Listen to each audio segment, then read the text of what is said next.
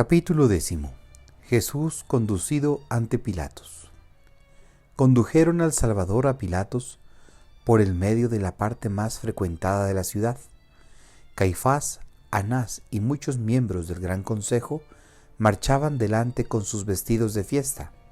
Los seguían un gran número de escribas y de judíos, entre los cuales estaban los falsos testigos y los perversos fariseos que habían tomado la mayor parte de la acusación de Jesús. A poca distancia seguía el Salvador rodeado de soldados. Iba desfigurado por los ultrajes de la noche, pálido, la cara ensangrentada, y las injurias y los malos tratamientos continuaban sin cesar. Habían reunido mucha gente para aparentar su entrada del Domingo de Ramos. Lo llamaban rey por burla. Echaban delante de sus pies piedras, palos y pedazos de trapos. Se burlaban de mil maneras de su entrada triunfal. Jesús debía probar en el camino cómo los amigos no abandonan en la desgracia, pues los habitantes de Ofel estaban juntos a la orilla del camino, y cuando lo vieron en un estado de abatimiento, su fe se alteró, no pudiendo representarse así el rey, al profeta, al Mesías, al Hijo de Dios. Los fariseos se burlaban de ellos a causa de su amor a Jesús y les decían: «Ved a vuestro rey, saludadlo.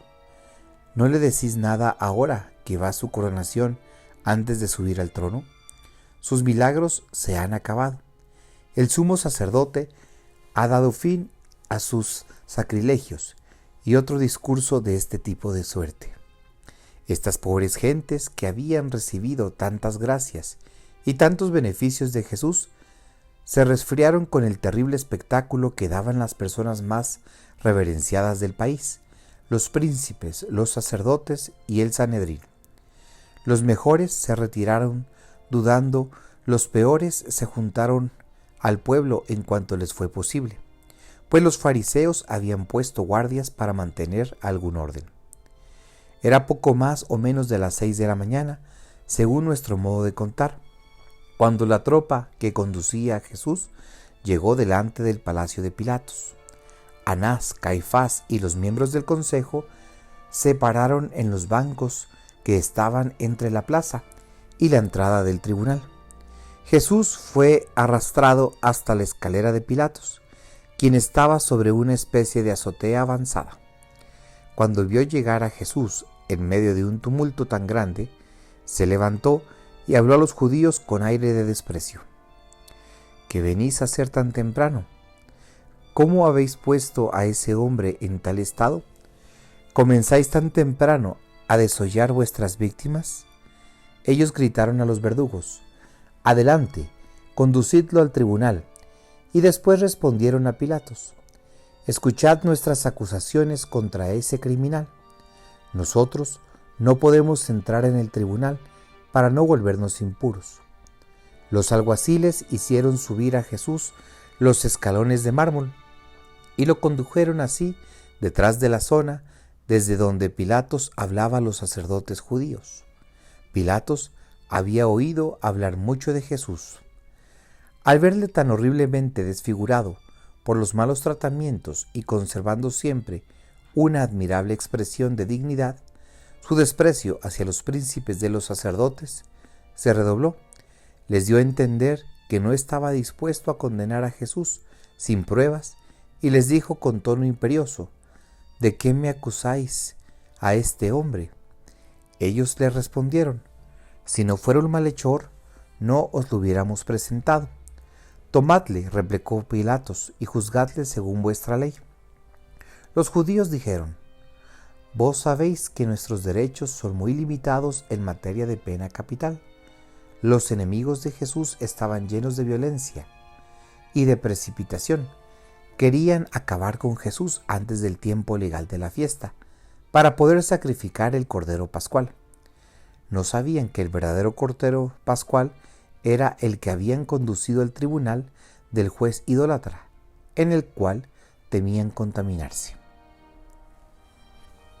Cuando el gobernador les mandó que presentasen sus acusaciones, lo hicieron de 3 principales, apoyada cada una por 10 testigos, y se esforzaron sobre todo en hacer ver a Pilatos que Jesús había violado los derechos del emperador.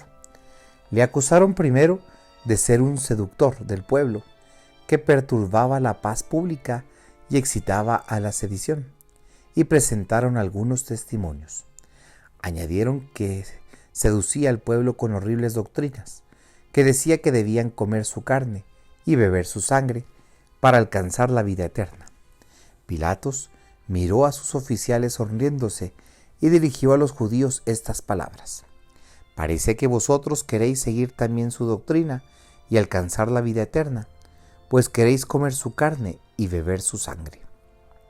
La segunda acusación era que Jesús excitaba al pueblo a no pagar el tributo al emperador.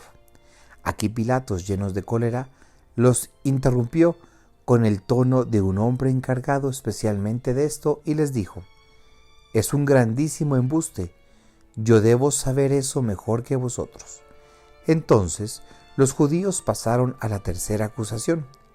«Este hombre oscuro, de baja extracción, se ha hecho un gran partido, se ha hecho dar los honores reales, pues ha enseñado que él era el Cristo, el ungido del Señor, el Mesías, el Rey prometido a los judíos, y se llamaba así». Esto fue también apoyado por 10 testigos. Cuando dijeron que Jesús se hacía llamar el Cristo, el Rey de los judíos, Pilatos pareció pensativo.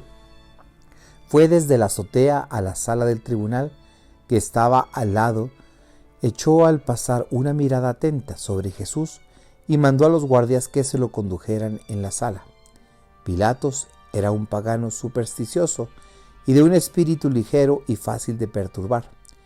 No ignoraba que los profetas de los judíos les habían anunciado desde hace mucho tiempo un ungido del Señor, un rey libertador y redentor, y que muchos judíos lo esperaban, pero no creía tales tradiciones sobre el Mesías, y si hubiese querido formarse una idea de ellas, se hubiera figurado un rey victorioso y poderoso, como lo hacían los judíos instruidos de su tiempo y los herodianos. Por eso le pareció tan ridículo que acusaran a aquel hombre que se presentaba en tal estado, de haberse tenido por el Mesías y por ser rey. Pero como los enemigos de Jesús habían presentado esto como un ataque a los derechos del emperador, mandó traer el Salvador a su presencia para interrogarle: «¿Tú eres el rey de los judíos?». Y Jesús respondió: «Tú lo has dicho».